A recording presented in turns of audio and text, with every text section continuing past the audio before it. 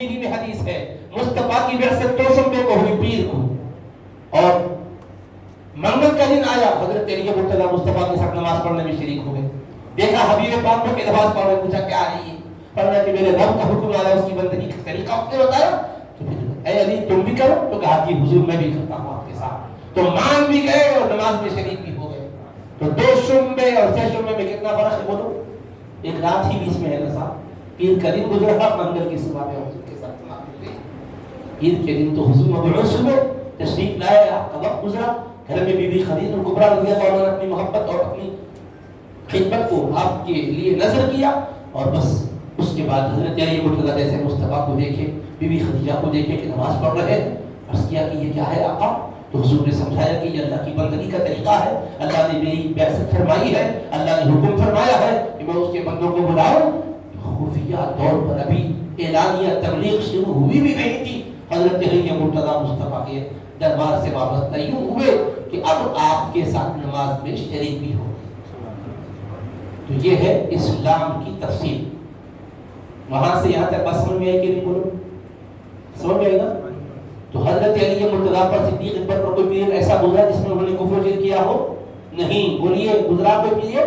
ہرگز نہیں۔ اللہ نے اس پاکیزہ کیفیتوں سے ان کو آگے بڑھایا کہ اس دور میں بھی ان کا دامن داغدار نہیں ہوا۔ اب حبیب پاک پر قرآن نازل ہونے کے بعد تو پھر ساتھی ہو گئے۔ اب اس کے بعد سے وصال اقدس تک عبادت میں رہے، اس کے بعد سے پھر حضرت حیدر کرار مصطفیٰ کے وصال مبارک کے بعد، اب کیونکہ ان کی عمر شریف راجع قول کے مطابق 10 برس کی تھی جب حبیب مبعوث ہوئے۔ ایک روایت میں 8 سال کا بھی ذکر آتا ہے، ایک میں 7 سال کا بھی ذکر آتا ہے، ایک میں 15 سال کی عمر کا بھی ذکر آتا ہے، مگر 15 سال کی روایت کو محدثین نے رد کر دیا۔ 7 سال، 8 سال یا 10 سال، اس میں سے بھی کہا کہ 10 سال زیادہ راجح ہے کہ 10 سال کی عمر مبارک کو آپ پہنچے تھے، حبیب پاک مبعوث ہوئے، حضرت علی مرتضیٰ مصطفیٰ کی ذات گرامی سے وابستہ ہو گئے، مشرف و اسلام ہو گئے، ساتھ رہے، اور 13 سال مکہ مکرمہ میں، 10 سال مدینہ طیبہ میں۔ تو اب بولیے وہ کتنے ہوئے پہلے کہ 10 سال، اور پھر یہ 23 کتنے ہو گئے؟ 33 سال۔ 33 سال ساتھ رہے، دین اسلام اور ایمان کی شان اور عظمتوں کے ساتھ مصطفیٰ کے وصال مبارک کے بعد پھر 30 سال دنیا میں قیام فرما رہے۔ اس طرح 63 برس کا عمر کا 63 برس کا جو عرصہ گزرا، شان و شوکت اور دین کی عظمت اور دین کی حفاظت و صیانت کے ساتھ، اور پھر ابد الآباد کے لیے بھی ایمان کے ساتھ ہے، اس لیے کہ اب اس کے بعد وہی ایمان کے لیے حفاظت کا ذریعہ بنا دیے گئے۔ اہل بیت کی محبت کیا ہے؟ ایمان کی حفاظت کا ذریعہ ہے۔ مصطفیٰ علیہ السلام نے فرمایا یا ایھا الناس انی ترکت فیکم ما ان اخذتم بہ لن تضلوا کتاب اللہ وعترتی اہل بیتی۔ اے لوگوں، بے شک میں تم میں وہ چیزیں چھوڑے جا رہا ہوں جن کو تم تھام لو گے تو کبھی گمراہ نہیں ہوں گے۔ ایک اللہ کی کتاب قرآن شریف ہے، دوسرے میری عترت اہل بیت اطہار ہے، ان کو تھام لو گے تو گمراہ نہیں ہوں گے۔ تو مطلب ان کی محبت کیا بنا دی گئی؟ ایمان کی حفاظت کا ذریعہ۔ اس لیے مصطفیٰ علیہ السلام نے فرمایا اے علی لا نحبک الا مؤمن۔ حضرت نبی پاک علیہ السلام نے فرمایا محبک محبی ومبغضک مبغضی۔ اے علی جو تم سے محبت کرنے والا ہے وہ مجھ سے محبت کرنے والا ہے، جو تم سے بغض رکھنے والا ہے وہ مجھ سے بغض رکھنے والا ہے۔ حضور پاک علیہ السلام نے حضرت علی مرتضیٰ کرم اللہ وجہہ الکریم سے فرمایا کہ اے علی ایمان والا ہی تم سے محبت کرے گا اور منافق ہی تم سے بغض رکھے گا۔ حقیقی سچی شرعی محبت کرنے والا مومن ہوگا، اور جو ان سے بغض رکھ رہا ہے وہ منافق ہوگا۔ نبی کریم علیہ السلام نے یہاں تک فرمایا من سب علی فقد سبنی، جو علی کو برا بھلا کہے گا، ان کی توہین کرے گا، وہ میری توہین کرنے والا ہے۔ اب بتاؤ نبی پاک کی توہین سوائے کفر کے کیا ہے؟ تو حیدر کرار کی توہین کو کوئی جائز سمجھ کے کرتا ہے اسلام سے ہی خارج ہو جاتا ہے۔ اگر ناجائز سمجھ کے کر رہا ہے وہ سخت ترین مجرم ہوتا ہے، باغی ہوتا ہے۔ اس لیے فرمایا نبی پاک علیہ السلام کی ان کی محبت ایمان کی علامت ہے، یعنی ایسی محبت جو جائز شرعی حدود کے ساتھ ہو۔ اہل سنت و جماعت کی محبت نصیب ہوئی ہے، کیونکہ مصطفیٰ نے یہ بھی فرمایا اے علی تمہارے اندر عیسیٰ علیہ السلام کی ایک مشابہت ہے، عیسیٰ علیہ السلام کی تم ایک مثال ہے کہ عیسیٰ علیہ السلام کی ذات گرامی ایک معیار بنائی گئی تھی۔ ان سے محبت کرنے والے غلو کر کے اتنا بڑھائے کہ کہنے لگے کہ عیسیٰ خدا کا بیٹا ہے، کچھ لوگوں نے کہا وہ خود خدا ہے، تو آپ کی شان میں غلو کر کے وہ ہلاک ہو گئے، اور کچھ نالائقوں نے ان کی شان میں تنقیص کی، حتیٰ کہ بی بی مریم پر تہمت ڈالی ان کی والدہ ماجدہ پر، وہ بھی ہلاک ہو گئے۔ حبیب حبیب پاک نے فرمایا علی تمہارے اندر بھی یہ مشابہت موجود ہے کہ تم سے جو بغض رکھے گا وہ بھی ہلاک ہوگا، اور جو افراط کرے گا تمہاری شان جو ہم نے بیان کی ہے، جو تمہیں جو درجے اللہ اس کے رسول نے عطا کی ہے اس میں غلو کرے گا تو وہ بھی ہلاک ہو جائے گا۔ اس لیے سچی شرعی صحیح جو محبت کرے گا وہ ایماندار قرار پائے گا۔ حضرت علی مرتضی کرم اللہ تعالی وجہہ الکریم کی فضائل مناقب بے شمار۔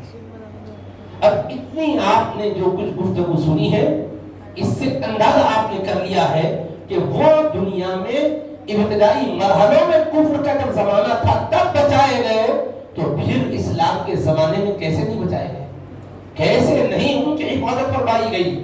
اس لیے حضرت علی مرتضی کے بارے میں مصطفیٰ کا فرمان ہے علی مع القرآن والقرآن مع علی، کہ علی قرآن کے ساتھ ہے اور قرآن علی کے ساتھ ہے۔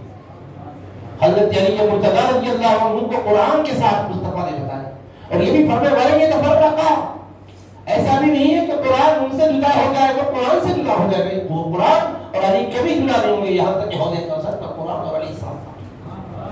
تو حضرت علی مرتضی کرم اللہ تعالی وجہہ الکریم سے مصطفیٰ بے پناہ محبت فرماتے ہیں، اور ان کی محبت کا حکم فرما رہے ہیں مصطفیٰ علیہ السلام۔ صحابہ کرام بے پناہ محبت کرتے اور محبت کی ایک دوسرے میں تلقین ہو رہی ہے۔ اس وجہ سے رسول پاک علیہ السلام کا وہ فرمان کہ جب آپ غدیر قم پہ تشریف لائے، حجۃ الوداع سے واپس لوٹتے ہوئے، تو آپ نے وہاں اپنے صحابہ سے خطاب کر کے فرمایا الستم تعلمون انی اولی بالمؤمنین من انفسہم، کیا تم نہیں جانتے ہو کہ میں ایمان والوں کی جانوں سے زیادہ ان کا مولا ہوں، محبوب ہوں؟ تو سبوں نے کہا بلا کیوں نہیں حضور، ہماری جانوں سے زیادہ ہمارے پیارے و محبوب ہیں۔ پھر فرمایا الستم تعلمون انی اولی بکل مؤمن من نفسہ، کہ کیا تم نہیں جانتے کہ میں ہر مومن کی جان سے زیادہ اس کا محبوب ہوں؟ فرمایا کیوں نہیں آپ ہماری جانوں سے زیادہ محبوب اور ہمارے مولا ہیں؟ پھر فرمایا اللہم من کنت مولاہ فعلی مولا، اے اللہ میں جس کا مولا ہوں تو علی اس کے مولا ہے۔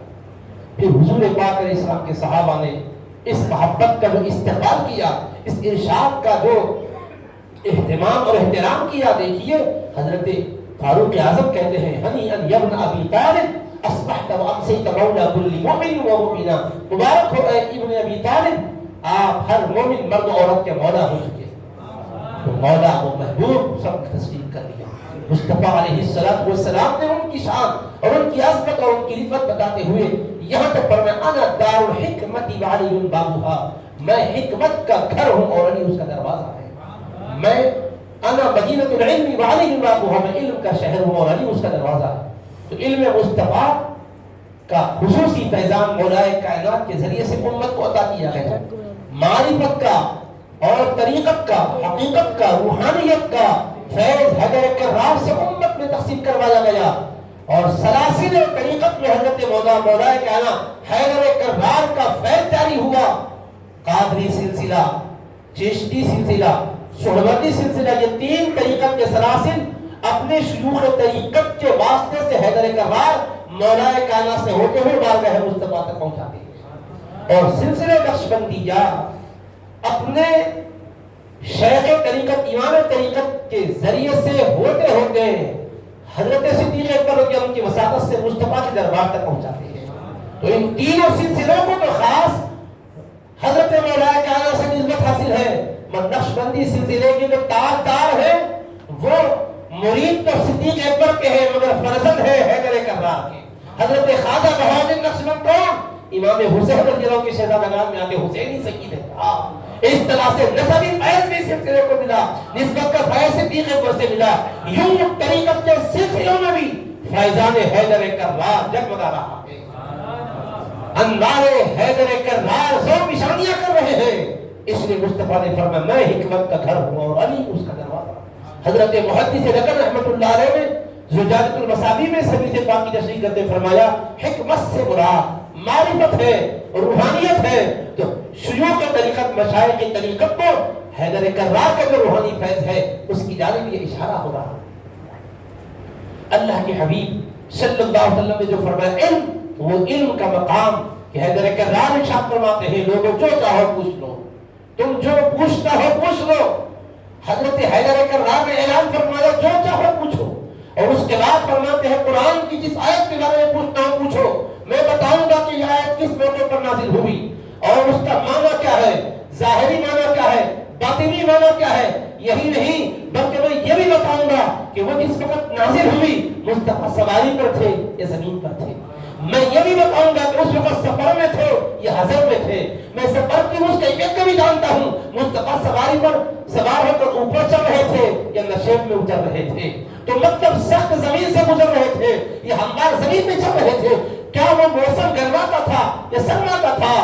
میں ہر حیثیت سے تمہیں بتا سکتا ہوں۔ جس آیت کے بارے میں پوچھنا ہو پوچھو، علم کے جس شعبے کے بارے میں پوچھنا ہو پوچھو۔ یعنی صرف یہی نہیں کہ ظاہری احکام کا آپ کو علم بخشا گیا، ظاہر کا بھی بخشا گیا، باطن کا بھی، حقیقت کا بھی، معرفت کا بھی، عوارض کا بھی، دقائق کا بھی، اسرار کا بھی، حقائق کا بھی علم بخشا گیا۔ اور سارے علوم کے لیے حیدر کرار رضی اللہ عنہ کو دریا بنایا اور فرمایا میرے آقا نے جس کو علم لینا ہو وہ دروازے کے پاس آئے۔ تو شریفوں کا طریقہ یہ ہے کہ گھر میں جاتے ہیں تو دروازے سے جاتے ہیں، اس لیے علم و حکمت شرافت سے حاصل کرنے کا طریقہ یہی ہے کہ دروازے علم مصطفیٰ، دروازے شہر علم مصطفیٰ سے ہوتے ہوئے شہر میں داخل ہو کر مصطفیٰ سے علم کی خیرات لیں، حکمت کی خیرات لیں۔ اور یہی کیا ہے وفاشیاروں نے، اسی نسبت سے علم لیا اور اللہ نے انہیں خوب سرفراز کیا، برکتوں سے مالا مال کیا ہے۔ تو عزیزان نے کیا بھی قدر یہ حیدر کرار شیر خدا مولا علی رضی اللہ عنہ کے علم کی شان اور شوکت کے حوالے سے ایک بات عرض کرتا ہوا میں پھر دوسرے حصے کی طرف آتا ہوں عنوان کے کہ حیدر کرار شیر خدا رضی اللہ تعالیٰ عنہ نے جیسے فرمایا حکمت کا آپ کو جو حصہ ملا آپ نے بھی اس کا اظہار فرمایا تحدیث نعمت کے طور پر، اور اس کو آپ دیکھیے کس انداز سے دیکھا گیا۔ صفین کا موقع تھا، آپ اس موقع پر اپنے اصحاب کو دیکھتے ہیں کہ بہت شدت کی پیاس محسوس کر رہے ہیں۔ تو سخت پیاس انہوں نے محسوس کی اور کہا کہ پانی کی پیاس بہت لگ رہی ہے، شدت کی پانی کی طرف احتیاط ہے۔ تو آپ نے وہیں پر ایک گرجا کی طرف جو وہاں کا انچارج اور ذمہ دار تھا کہلا بھیجا کہ اس سے دریافت کرو پانی کہاں ہے۔ اس نے کہا پانی یہاں سے بہت فاصلے پر ہے، 3 میل کے فاصلے پر ہے، یا شاید اس سے بھی کچھ زائد ہی فاصلہ اس نے بتایا۔ بہرحال کو اتنا فاصلہ بتایا کہ یہ حضرات کو شدت کی پیاس لگ رہی تھی، مگر کہا کہ چاہے کتنے بھی فاصلے پر کیوں نہ ہو حضرت آپ اجازت دیں تو ہماری طاقت ختم ہونے سے پہلے ہم پانی کے مقام تک پہنچ سکتے ہیں اور ہم سیراب ہوں گے۔ حضرت علی مرتضیٰ نے جب ان کو اس قدر شدید پیاس کیفیت میں دیکھا، اتنے بے چین ہوئے، دور ہے تو بھی اس تک پہنچنے کے لیے اظہار خیال کر رہے ہیں، تو آپ نے فرمایا ٹھیک ہے سواری کا رخ موڑو۔ آپ نے دوسری سمت اپنی سواری کا رخ موڑا۔ اس کے بعد آپ نے وہاں ایک مقام کی طرف اشارہ کیا کہ اس مقام پر تھوڑی مٹی کھودو۔ زمین کھودی گئی، مٹی نکالی گئی، ایک بڑا پتھر نظر آیا۔ حضرت نے فرمایا کہ اس پتھر کو ہٹاؤ۔ اب پتھر کو ہٹانے کے لیے سب لوگ کوشش کر رہے ہیں، مگر ایسا وزنی پتھر ہے کہ ہٹتا ہی نہیں، ذری بھی گنجائش نہیں ہو رہی ہے۔ آپ خود ہی اترے، آستین چڑھائے، اپنی مقدس انگلیوں کو اس پتھر کے نیچے داخل کر کے زور لگائے اور پتھر اٹھا دیا، جس کو پورے کے پورے لوگ اٹھ کے کوشش لگا کے نہیں اٹھا سکے۔ حضرت نے اٹھا دیا، اس کو ہٹایا تو دیکھا اس کے نیچے چشمہ شیریں میٹھے صاف خوشگوار پانی کا ابل رہا ہے۔ فرمایا کہ پیو پانی۔ خوب سیراب ہو گئے، لوگ جمع بھی کر لیے، سواریوں کو بلا لیے۔ اس کے بعد آپ نے وہ مبارک پتھر کو اپنے مبارک ہاتھوں سے اس پتھر کو رکھ دیا، پھر اس کے بعد فرمایا کہ مٹی ڈال دو۔ یہ منظر جب دیکھا تو وہ گرجا کا انچارج تھا، آ کر کہا آپ کون ہو؟ کیا پیغمبر ہو؟ کہا جی نہیں۔ کیا کوئی فرشتہ ہو؟ کہا نہیں۔ پھر کون ہو؟ تو کہا میں پیغمبر کا داماد اور ان کا خلیفہ ہوں۔ اس نے کہا کہ ہاتھ بڑھائیے، یہ آپ کی کرامت میں نے دیکھی، یہ علم اور یہ روحانیت کی کرامت، اس نے مجھے آپ کے پیغمبر کی صداقت پر یقین کرنے کے لیے ایک بہت بڑا ذریعہ فراہم کر دیا ہے۔ اب میں کلمہ پڑھنا چاہتا ہوں، اشہد ان لا الہ الا اللہ و اشہد ان محمد عبدہ و رسولہ۔ مشرف اسلام کو حیدر کرار کی ایک جھلک، ایک اور جھلک بھی مختصر سن لو۔ یہ جنگ نہروان جو خارجیوں کے ساتھ جنگ ہوئی، حضرت علی مرتضیٰ ان خارجیوں کا، گستاخوں کا، بے ادبوں کا، جبکہ انہوں نے گستاخی اور بے ادبی شروع کر دی تھی، حدیث پاک میں بھی مصطفیٰ نے فرمایا کہ یہ لوگ سر اٹھائیں گے، ایسی نماز پڑھیں گے کہ تم اپنی نمازوں کو معمولی سمجھو گے، ایسا قرآن پڑھیں گے کہ تم اپنی تلاوت کو معمولی سمجھو گے، اتنے روزے رکھیں گے कि तुम अपने रोजों को उनके सामने मामूली समझोगे? ये फरमाया और इस्लाम से वैसे निकल जाएंगे जैसा तीर शिकार से निकल जाता है। अब ये फरमाया वो लोगों का हजरत मौला कायनात के खिलाफ बगावत का सिलसिला शुरू हुआ। आपने बहुत कोशिश की समझाने की, मगर वो समझे नहीं, जंग के लिए तैयार हो गए। तब आप फौज लेकर आगे बढ़े।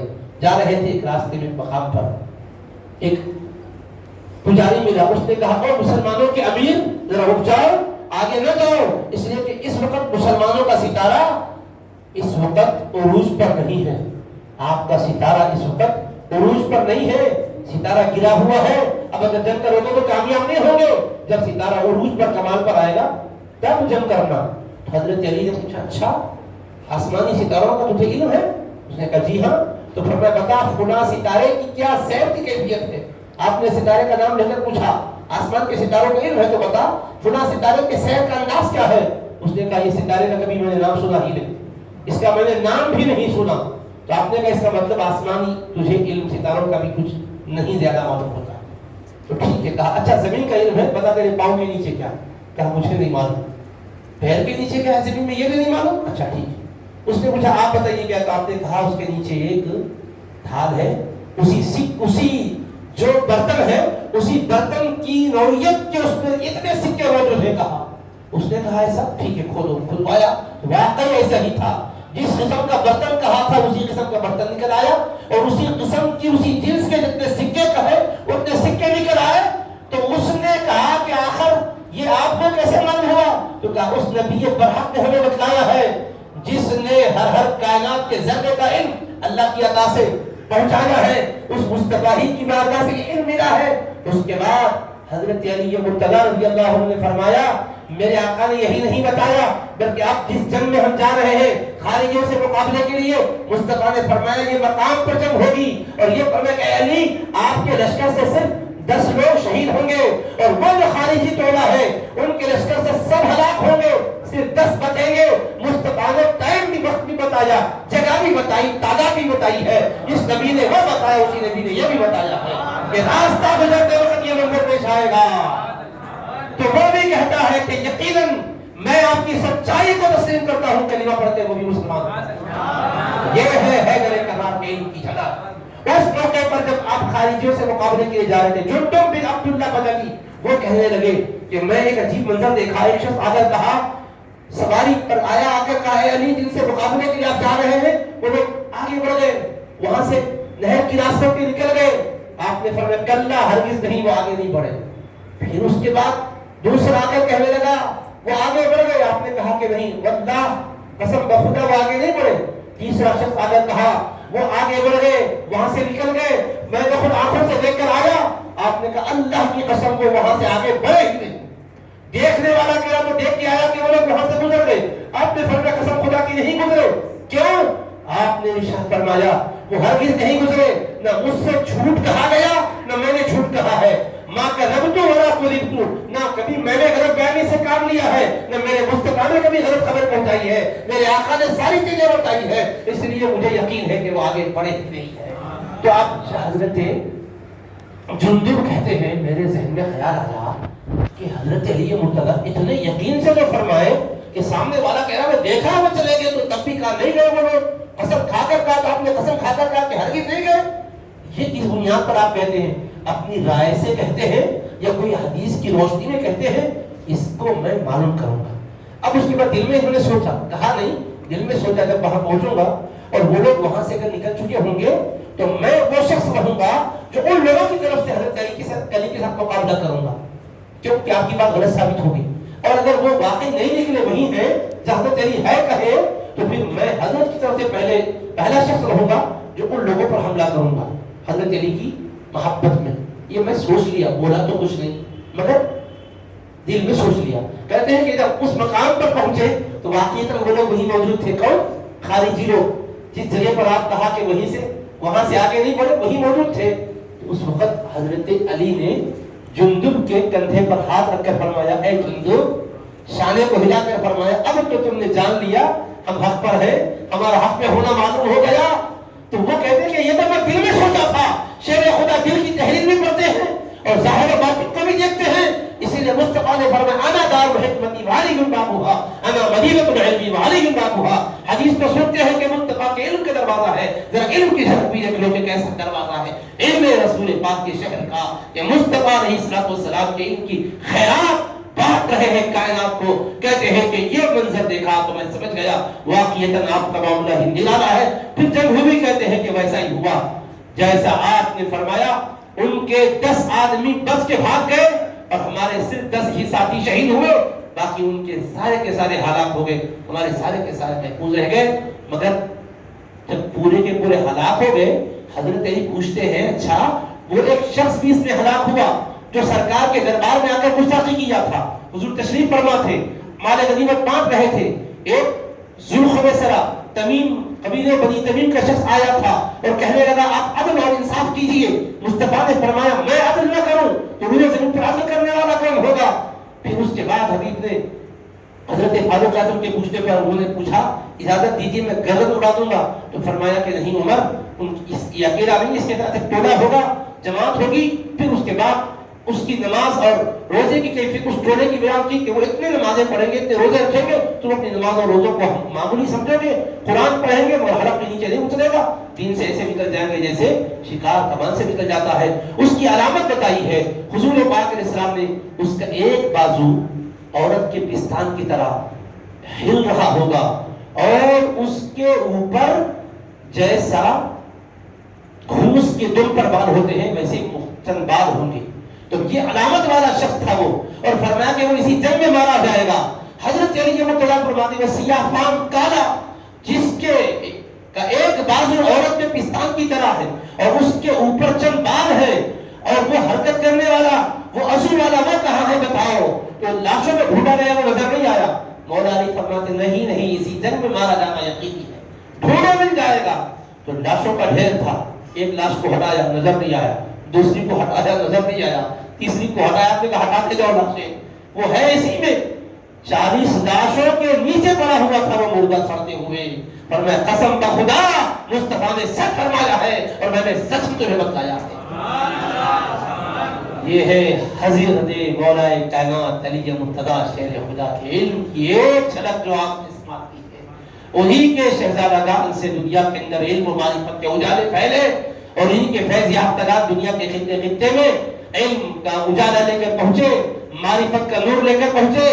اور دنیا کی تاریخ میں کوئی ایسا اہم معرکہ نہیں ہے جس میں راست یا بالواسطہ مولا علی کے شہزادوں کا حصہ نہ رہا ہو. یہاں تک کہ ہندوستان کی سرزمین پر علم و عرفان اور نور اسلام اور تعلیمات پیغمبر اسلام کا اجالا بکھیرنے کے لیے خواجہ خواجگان سلطان الہند عطائے رسول حضرت خواجہ معین الدین حسن چشتی غریب نواز جلوہ بار ہوئے، تو وہ بھی مصطفیٰ علیہ السلام کے حکم پر آئے. کون ہے وہ؟ بھی حسنی حسینی شہزادے ہیں جن کے والد بزرگوار امام حسن مجتبی کے شہزادگان میں ہے اور والد والدہ امام حسین شہید کربلا کی شہزادیوں میں ہے. تو دادا جان امام حسن، دادا جان معاف کیجیے گا، دادا جان ان کے امام حسین ہیں اور نانی جان امام حسن. وہ غوث پاک کے بارے میں ہے کہ سرکار غوث پاک کے والد بزرگوار حضرت امام حسن کے شہزادگان میں ہے اور والد والدہ حضرت امام حسین کی شہزادیوں میں ہے. اور سرکار غریب نواز کے والد امام حسین کے شہزادگان میں ہے اور والدہ ماجدہ امام حسن کی شہزادیوں میں ہے. تو غوث پاک کے دادا جان امام حسن اور نانا جان امام حسین، اور غریب نواز کے دادا جان امام حسین اور نانا جان امام حسن رضی اللہ تعالیٰ عنہم اجمعین. تو وہ بھی جہدادے انہی کے ہیں، ہندوستان کی سرزمین پر آئے. کیونکہ حضرت کا بھی مبارک تذکرہ کرنا ہے، اس لیے انتہائی اختصار کے ساتھ عرض کرتا ہوں. غریب نواز تشریف لا کر دیار ہند کو جو برکتوں سے مالا مال فرمائے، وہ بھی حیدر کرار کے علم کی فیضان کی بات ہے، حیدر کرار کے زہد کے فیضان کی بات ہے، حیدر کرار کی شجاعت کے فیضان کی بات ہے. ورنہ کیا بات ہے میرے دوستو؟ حضرت غریب نواز آئے، آپ کی زبان عربی ہے اور آپ کی زبان فارسی ہے یا سنسکرت بولی جاتی ہے، تو سنسکرت کی زبان کو بظاہر تو پڑھے نہیں تھے اور انتہائی ٹف اور مشکل زبان، اس کے باوجود حضرت تشریف لائے. زبان اجنبی ہے اور ان کی زبان میں حضرت واز بھی فرما رہے ہیں اور ماحول بالکل نیا ہے، مگر اس ماحول کو آپ منور کر رہے ہیں. اپنے اخلاق سے، اپنے کردار سے، جو لوگ یہ سمجھتے ہیں کہ مسلمان تلوار کے زور سے آئے ہندوستان میں اور اسلام کا پیغام یہاں تلوار کی بنیاد پر اور اقتدار کی بنیاد پر پہنچائے، وہ اپنی اصلاح کر لیں۔ سرکار غریب نواز تلوار لے کر نہیں آئے، تلوار نہیں مصطفیٰ کا کردار تھا، تلوار نہیں حیدر کرار کا فیضان علم میں بابقار تھا، اس کو لے کر حضرت خواجہ خاقان تشریف لائے۔ اسی وجہ سے یاد رکھو، جو لاتا ہے وہی بانٹتا ہے۔ محبت لائے تھے، محبت کو بانٹا، قرآن لائے تھے، قرآن کی تعلیم کو عام کیا، مصطفیٰ کی حدیثیں لائے، حدیثوں کی تعلیم کو عام کیا، حبیب سے نظام اسلام لائے، نظام اسلام کو پھیلایا۔ غریب نواز جو اپنے ساتھ سرمایہ لائے، اسی سرمایہ کو ہندوستان میں پھیلایا۔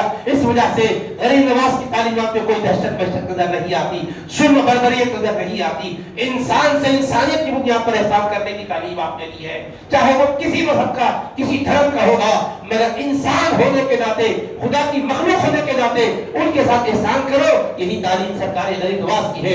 آج بھی غریب نواز کے روزے اطہر سے یہ فیضان بڑھ رہا ہے۔ آج بھی دنیا آپ کو مسلم نواز نہیں غریب نواز کہتی ہے۔